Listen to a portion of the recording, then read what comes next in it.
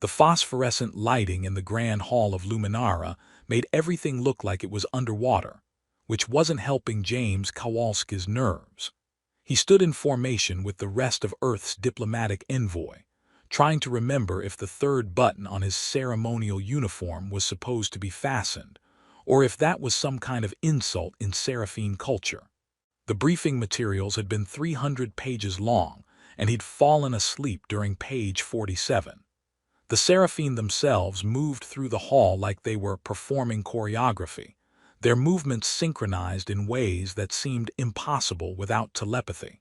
Each one was tall and elegant, their skin shifting through subtle iridescence that reminded James of oil on water. And those ears, long and pointed, rotating slightly to track sounds, expressing emotion more clearly than human faces sometimes managed. Queen Celestara sat on a throne that looked like someone had convinced starlight to hold a specific shape.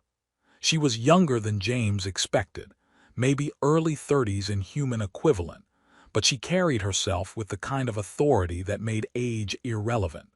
Her iridescence cycled through deep blues and silvers, and when she spoke, the entire hall fell silent instantly. "We welcome our human friends," she said, her voice carrying musical overtones that the translator in James's ear struggled to render properly. "May this be the first of many exchanges between our peoples."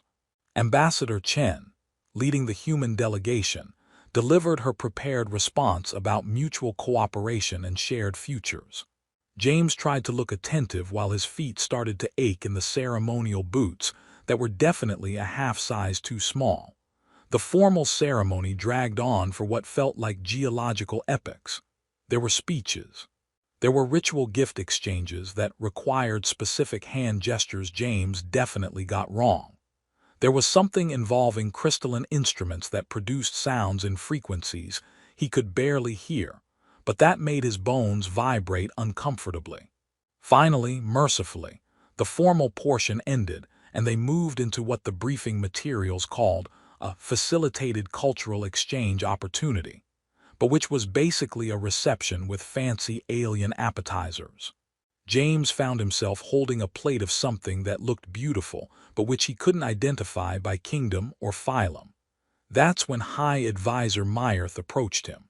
She was older than the queen, her ears shot through with silver streaks that the cultural briefing said indicated wisdom and experience. Her iridescence held steady in shades of green and gold, composure, authority, evaluation. "Lieutenant Commander Kowalski," she said, pronouncing his name with only slight difficulty. "You seem uncomfortable." "Is it that obvious?" James asked, then worried that admitting discomfort might be an insult. "Your species broadcasts emotion through posture and facial expression. It's quite transparent once you learn to read it." She gestured toward a quieter corner of the hall. "Walk with me. I find these ceremonies exhausting, and I suspect you do as well." They moved away from the main crowd, and James felt some of the tension leave his shoulders. Myrth studied him with those disconcertingly perceptive eyes, her ears angled forward in what he'd learned meant focused attention. "Tell me, Lieutenant Commander, what does your species value most? What holds your civilizations together when everything else fails?" James thought about it, trying to formulate an answer that wouldn't sound stupid or accidentally offensive. "I guess, loyalty, the idea that we're committed to something larger than ourselves, that will stand by our principles and our people even when it's difficult." "Interesting. And do humans possess a vow that symbolizes absolute loyalty? A declaration that transcends personal interest?" "Well," James said, trying to be helpful, "we have marriage vows. It's a bond between two people where they commit to supporting each other no matter what. Humans sometimes joke that we'd marry our leaders if it meant peace, like ultimate loyalty, you know." The change in the hall's atmosphere was immediate and profound. Conversation stopped mid-word. The musical instruments made a discordant sound and went silent. James felt every seraphine eye turned toward him with the weight of a physical thing. Myrth's iridescence flickered through colors James had never seen before, cycling so rapidly it hurt to look at. Her ears flattened completely against her skull, You spoke the Lumineth vow. I spoke what? But Myrth wasn't listening anymore.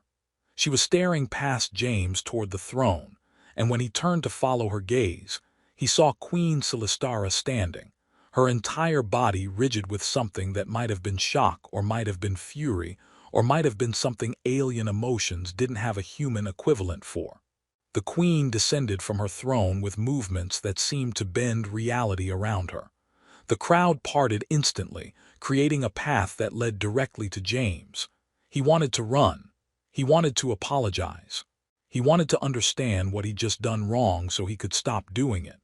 Celestara stopped directly in front of him, close enough that he could see the intricate patterns in her iridescence, the way her eyes held depths that seemed to go on forever. When she spoke, her voice carried throughout the hall with perfect clarity. Lieutenant Commander James Kowalski of Earth, you have spoken the ancient words. Do you understand what you have done? James's mind raced through every briefing, every cultural note, every warning about diplomatic incidents. He came up completely blank. Your Majesty, I apologize if I've caused offense. I was only trying to answer Advisor Myrth's question about human loyalty. I didn't mean to. You have initiated the Lumineth bond, Celestara interrupted, and something in her voice made James's translator add harmonic layers that conveyed significance his human ears couldn't fully process. A sacred joining spoken only between those who would rule together. By interstellar law, witnessed by court and council in formal gathering, your vow is binding. The hall remained absolutely silent. James could hear his own heartbeat, could hear the subtle hum of the translation device in his ear, could hear the universe quietly laughing at his expense. I don't understand, he said, because honesty seemed like the only option left. I was just explaining a human custom. I didn't know. Ignorance does not void the vow, Myrth said quietly, having recovered some of her composure. The Lumineth bond can only be spoken spontaneously, without calculation. Your sincerity is proven by your lack of understanding. James looked at the queen, at her rigid posture and unreadable expression, at the weight of centuries of tradition and law settling onto his shoulders like a physical thing. What exactly does this bond mean? Celestara's iridescence shifted through colors that might have meant resignation or determination, or something human language didn't have words for. It means, Lieutenant Commander, that you have proposed marriage, to me, in the most legally binding way possible across 14 star systems. And in that moment, James Kowalski understood that he just accidentally engaged himself to an alien queen, and that his life had just become infinitely more complicated than fixing communication arrays and trying not to embarrass Earth at diplomatic functions.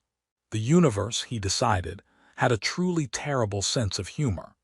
The private chamber they escorted James to was beautiful in that way alien things are beautiful when they're also vaguely threatening. The walls seemed organic, shifting through subtle bioluminescence patterns.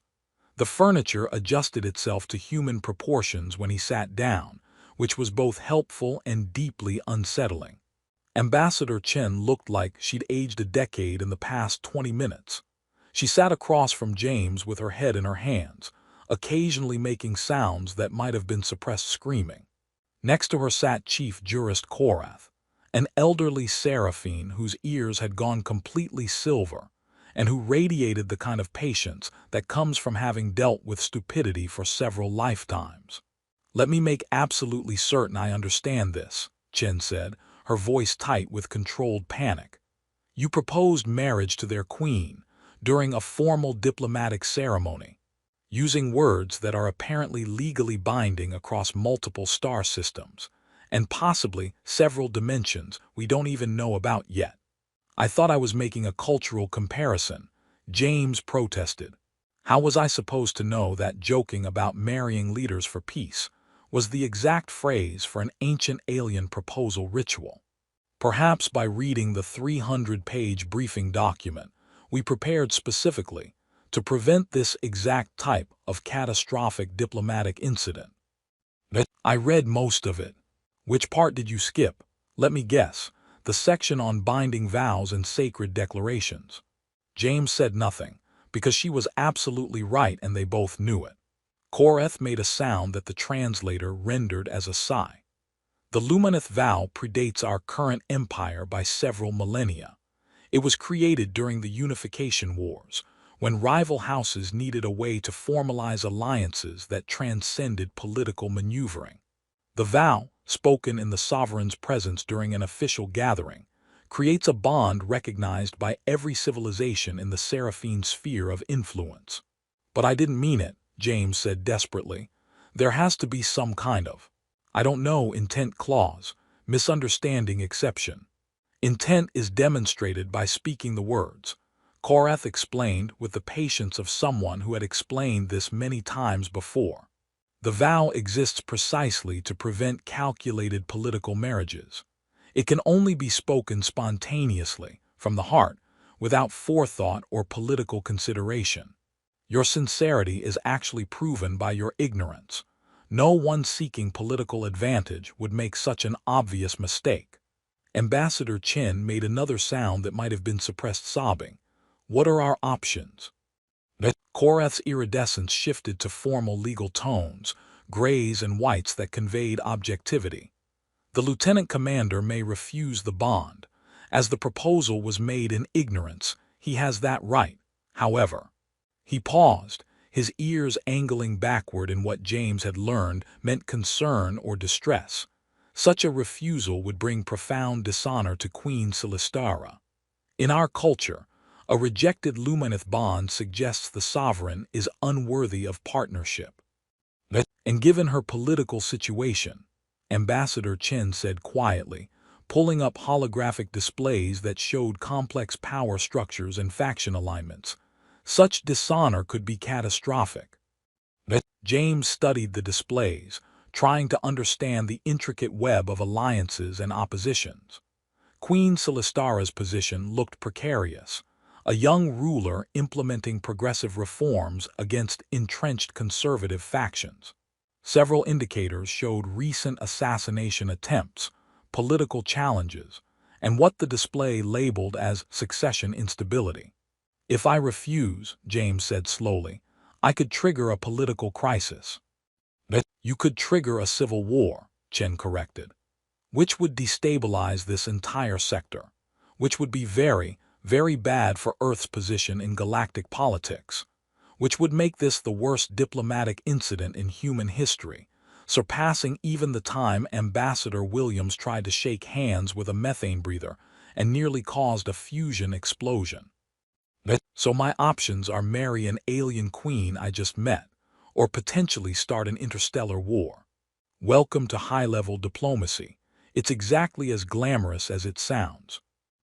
Before James could spiral further into existential panic, the chamber door opened and Queen Silistara entered, alone except for the subtle shimmer of security fields that followed her. Up close, without the theatrical lighting of the throne room, she looked more human, tired, carrying weight in the set of her shoulders that her regal bearing couldn't quite hide. "Leave us," she said, and it wasn't a request. Ambassador Chen and Koreth exchanged glances but complied, the door sealing behind them with a sound like a sigh. James found himself alone with a queen who he'd apparently proposed to, in a room that seemed to be gently breathing, on an alien planet light years from anything familiar. Silistara settled into a chair that grew from the floor to accommodate her, her movements carrying a grace that made human motion seem clumsy and unrefined. "Lieutenant Commander, I need you to understand something. I know you had no malicious intent. I've reviewed your cultural files. Your phrase about marrying leaders for peace, it's meant humorously among your people, yes. Usually, yeah. It's kind of a joke about the ridiculous things we do for peace. I didn't realize it was this. Our languages have what your linguists call false friends, phrases that sound similar but mean entirely different things." Her iridescence shifted to contemplative colors, deep purples and blues.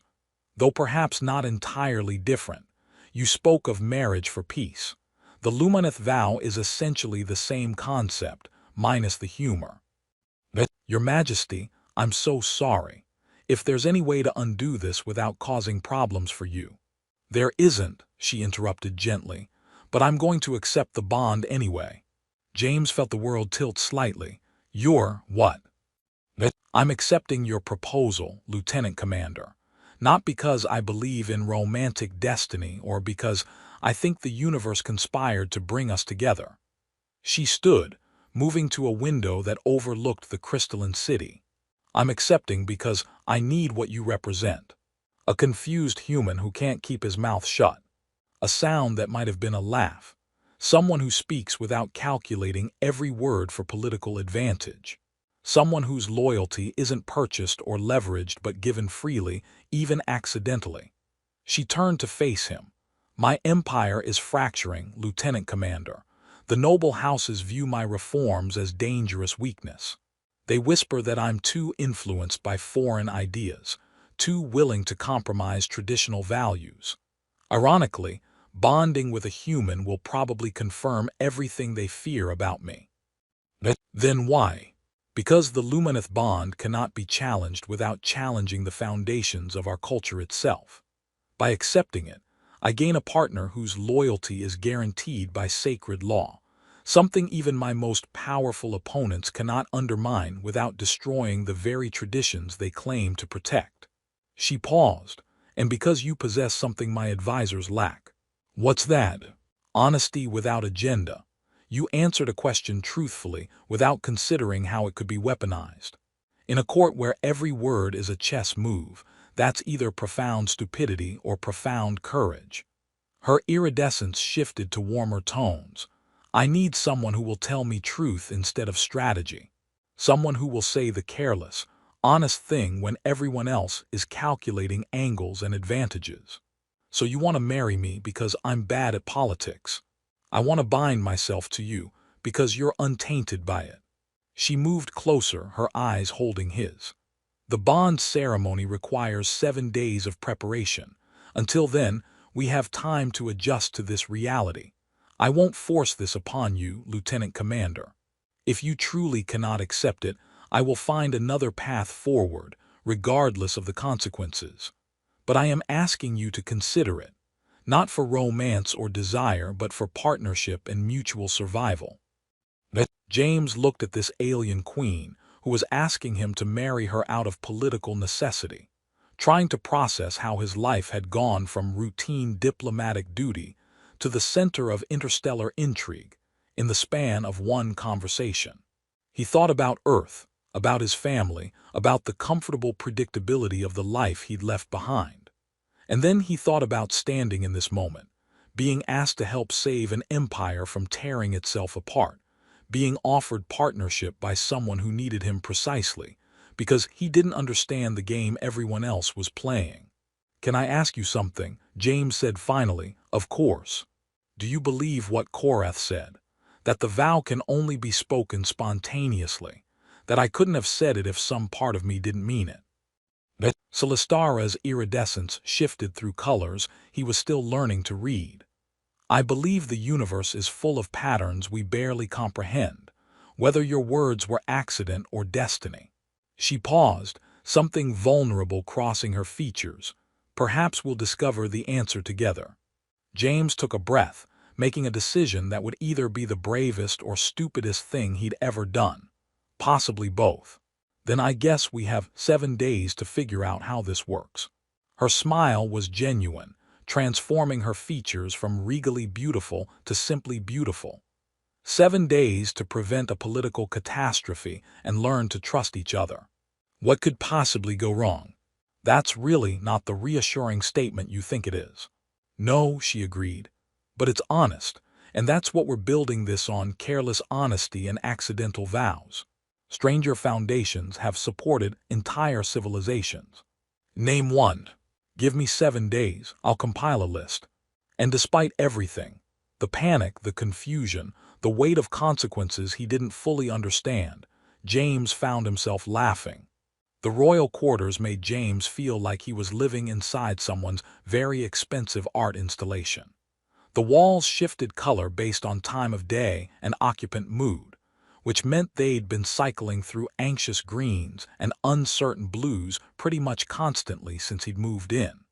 The furniture grew from the floor and adjusted itself to whatever position he was trying to achieve, which was helpful until he shifted wrong and ended up in configurations that human spines weren't designed for. Lady Varesh, the Queen's master of ceremonies, had opinions about everything James did, and she wasn't shy about sharing them. She was ancient by Seraphine standards, her iridescence muted with age, her ears moving with the kind of precision that came from decades of observing court protocol. "You bow like you're collapsing," she observed after his 20th attempt at the formal greeting reserved for diplomatic equals. "Straighten your spine. You're to become the Queen's consort, not her apologetic footnote." "I'm a human who accidentally proposed to your Queen because I didn't read the briefing materials," James said, trying the bow again and somehow making it worse. "I kind of am an apologetic footnote." "Stop that immediately." Varesh's iridescence flashed warning colors, reds and harsh whites. "Your behavior reflects on Queen Silistara now. Every mistake you make becomes her mistake. Every time you grovel, you suggest she chose poorly. Is that your intention?" James straightened, the weight of that settling on his shoulders. "No, definitely not." "Then act like you deserve to be here, even if you don't believe it yet. Confidence can be learned.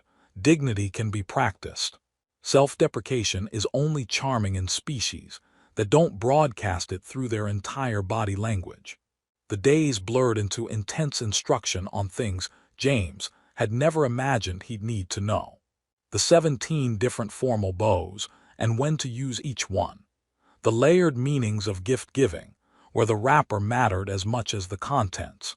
The intricate hand gestures that accompanied Seraphine formal speech, each finger position carrying specific connotations that could change a greeting into an insult if executed incorrectly. He saw Silistara only in brief, scheduled meetings that felt more like contract negotiations than relationship building. They discussed logistics, where he'd stand during the ceremony, what colors his ceremonial robes should incorporate, how to handle the inevitable political backlash from conservative factions. It was all very practical and completely surreal, but James learned about her through other means. Through the palace staff who slowly warmed to him once they realized he genuinely wasn't trying to undermine their queen. Through the young guard named Theon who walked with him during cultural acclamation exercises, through the palace gardens, and who couldn't help sharing stories about the ruler he clearly admired. "She reviews every petition personally," Theon said, his ears angling forward with enthusiasm. "Every single one that makes it through the bureaucracy. Last month she noticed a pattern in water quality complaints from a specific district and ordered a full infrastructure investigation. Turned out there was corruption in the local administration. 3 officials were removed because the Queen actually reads what common citizens submit." "She sounds exhausting," James said, meaning it as a compliment. "She's trying to change an empire built on hierarchy and tradition. The noble houses have held power for millennia. They don't adapt easily. Is that why someone keeps trying to kill her?" Theon's iridescence flickered distress. "The assassination attempts aren't meant to succeed. They're meant to remind her that she's vulnerable, that without the nobility's cooperation she has no protection." He paused. "Your bond with her complicates their strategy. They can't threaten her partner without violating sacred law, but they'll find other ways." The opposition made itself known through elaborate court theater.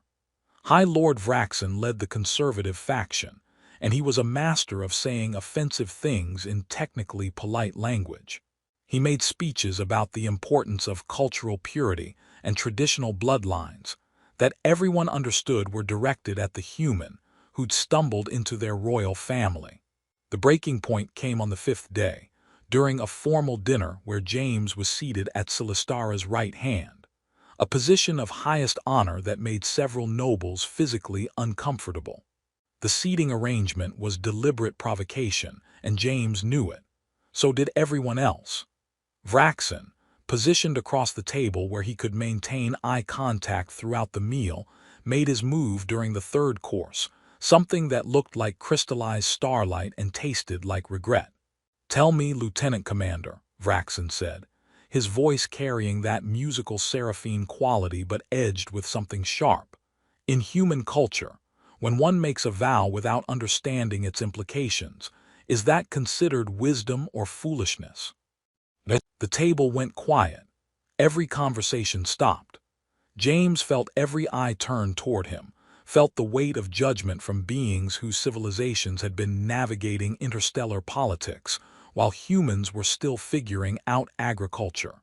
In his peripheral vision, he saw Celestara's hand tighten on her goblet. She wouldn't intervene.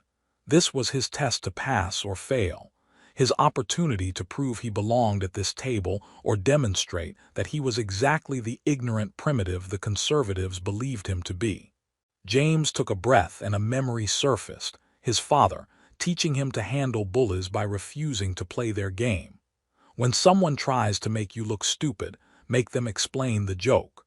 In human culture, Lord Vraxen, we have a saying, "Fortune favors the bold." We believe that sometimes the best decisions come from the heart rather than the head. Calculated moves are safe, but spontaneous ones change everything. He paused, meeting Vraxen's eyes directly.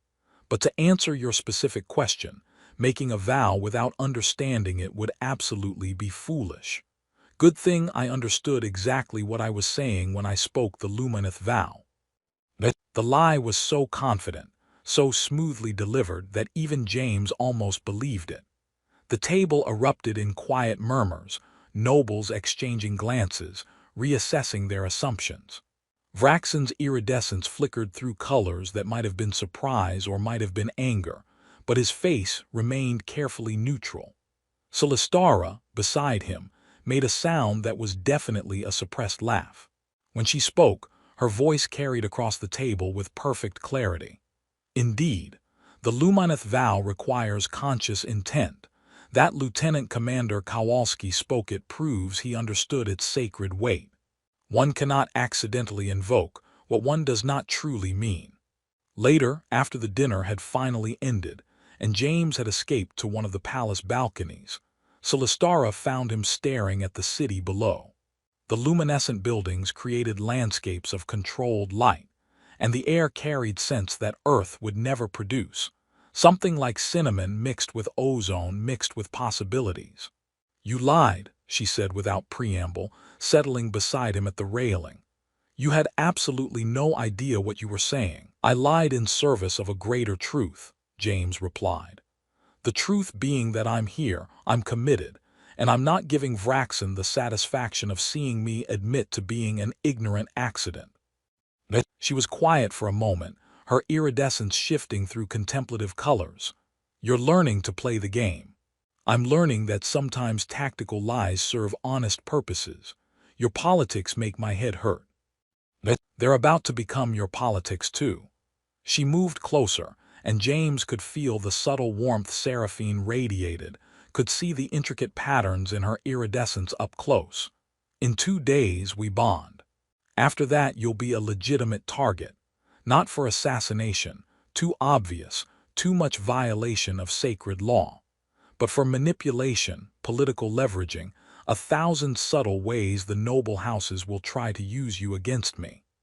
"That sounds like a party." "James." She used his first name, and it sounded strange in her musical voice. All the consonants softened and the vowels extended. "I need to know you understand what you're walking into. This isn't ceremonial. You'll have real power, real responsibility, and real enemies who will smile while plotting your destruction. Then it's good I'll have a terrifyingly competent wife to watch my back." She actually laughed at that, genuine and warm. "Not yet. In 2 days you can call me your wife. Until then, I'm still your queen, and you're still the human who accidentally proposed to me because he couldn't be bothered to read a briefing document." "When you put it that way, it sounds really bad." "It is really bad, but we're making it work anyway." She turned to face him fully, her expression serious beneath the humor. "Thank you, James Kowalski, for not running when you could have, for standing up to Vraxen, for being exactly the kind of unpredictable element my court desperately needs and absolutely doesn't want. Where would I run? This is the most interesting thing that's ever happened to me. Plus, Ambassador Chen implied she'd have me court-martialed if I destabilized galactic politics. She sounds like a wise woman. She's currently drinking heavily and muttering about retirement, but yes, basically wise. They stood together in comfortable silence, watching the alien city pulse with bioluminescent life, while above them stars wheeled in configurations Earth would never see. Somewhere in the palace, forces that opposed their union were making plans. Somewhere in the cosmos, the consequences of one careless phrase were rippling outward in ways neither of them could fully predict. But in that moment, on a balcony on an alien world, a human and a queen who'd been accidentally bound together by linguistic coincidence and political necessity found something that might eventually become partnership. And maybe, James thought, that was enough to start with. The bonding ceremony transformed the grand hall into something that transcended mere decoration and entered the realm of living art. Crystalline structures had grown from the floor overnight, creating an architecture of light and geometry that seemed to exist in more dimensions than James's eyes could properly process. Representatives from 14 star systems filled the space, nobility in formal robes that shifted color with their emotions, military commanders whose ceremonial armor incorporated technologies Earth was still decades from understanding, and common citizens who'd won lottery positions to witness history. James stood in ceremonial robes that had required 72 hours of negotiation between Ambassador Chen's team and Seraphine Protocol officers. The result was a fusion of human and alien formal, where that somehow worked. Earth's military dress uniform integrated with Seraphine flowing fabrics that incorporated bioluminescent threads responding to his heartbeat, which meant everyone could literally see how nervous he was. His hands were steady, though. That surprised him. He'd expected terror, but what he felt was closer to calm acceptance mixed with the kind of resignation that comes from being in too deep to back out now. Celestara stood across from him in robes that seemed woven from starlight itself, her iridescence cycling through formal ceremonial colors that James had learned signified joy, solemnity, and hope. She met his eyes and something passed between them. Not love, not yet, but understanding. They were in this together now, two people bound by accident and choosing to make it mean something. The ritual speaker was ancient even by Seraphine standards, their ears completely white with age, their iridescence muted to soft pastels. They began the ceremony in a language so old that James's translator gave up and just provided emotional context instead of actual words. The feeling was clear enough. Gravity, significance, the weight of tradition meeting the chaos of the unexpected. Then came the actual binding. A crystalline thread materialized in the ritual speaker's hands, grown from the same organic technology that created Seraphine ships and cities. The speaker wove it around James and Celestara's joined hands, the crystal responding to their combined biosignatures, growing and shifting until it formed patterns that were unique to them specifically. James felt something when the crystal touched his skin, not pain, but presence. An awareness of Celestara that wasn't there before, like gaining a new sense that had been dormant his whole life. He could feel her composure, her carefully controlled nervousness, her determination to make this work despite everything. "You are now bound," the ritual speaker intoned in a voice that carried frequencies James's ears couldn't fully capture. Two hearts beating in service of one empire, two minds thinking toward one future. The Lumineth bond is sealed before law, before tradition, before the stars themselves. The crystal glowed once, brilliant and warm, then dissipated into light that seemed to sink beneath their skin. The hall erupted in formal celebration, musical instruments producing harmonies that made James's chest vibrate, lights shifting through ceremonial patterns, voices raised in what the translator rendered as ancient blessings. But James barely noticed because he was looking at Celestara and seeing something new in her expression. Relief, yes, but also vulnerability, gratitude, and something that might eventually become affection if they gave it time and space to grow. The reception that followed was political theater at its finest. James was introduced to what felt like hundreds of nobles, each one evaluating him with varying degrees of skepticism, curiosity, or barely concealed hostility.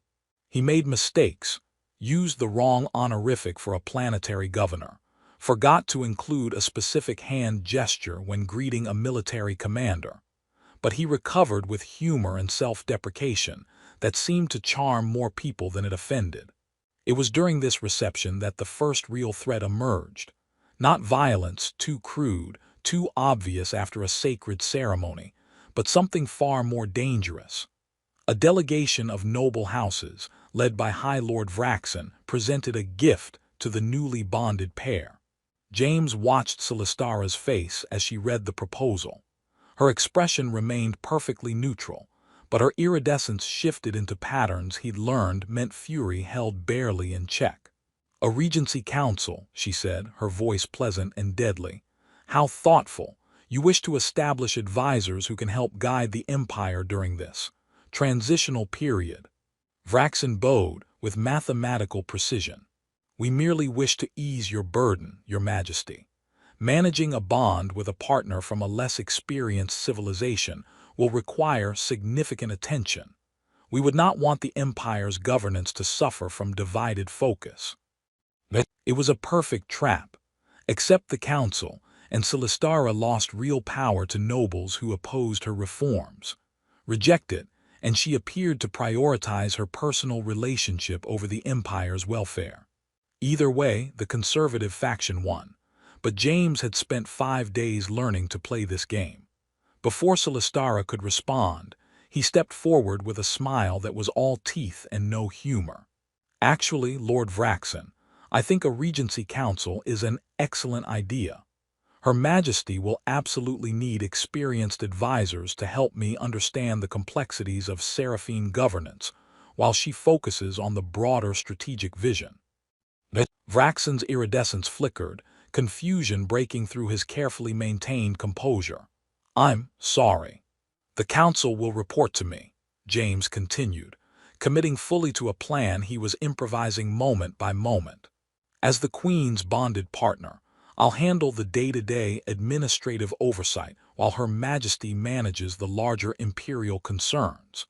That way the Empire gets the benefit of your experience without dividing the Queen's attention."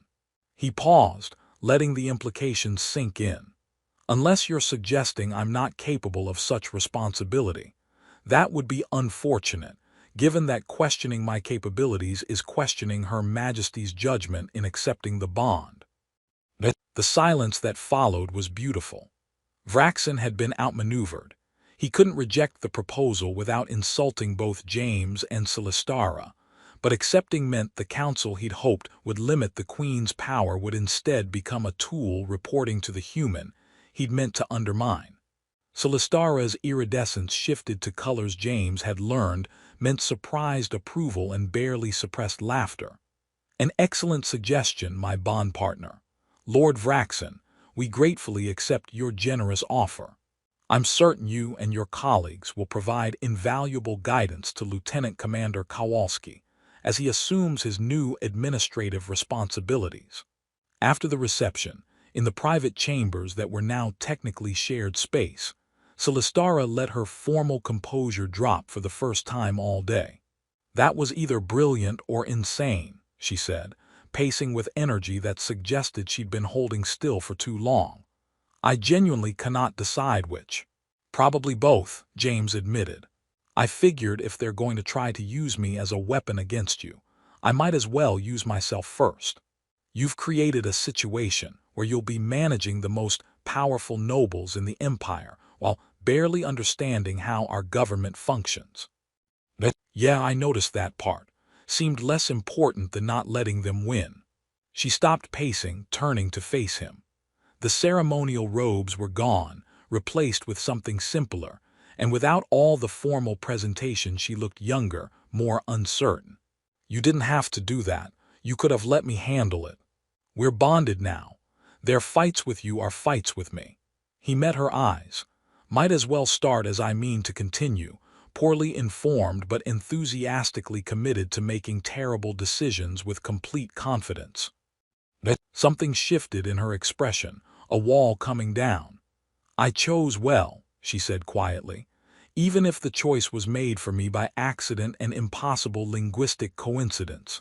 The universe has a weird sense of humor. Perhaps. She moved to the window overlooking the city. There's an old belief among my people that the Lumineth bond can only form between those whose fates were already intertwined. That speaking the words doesn't create the connection. It reveals what was always there, waiting to be acknowledged. Do you believe that?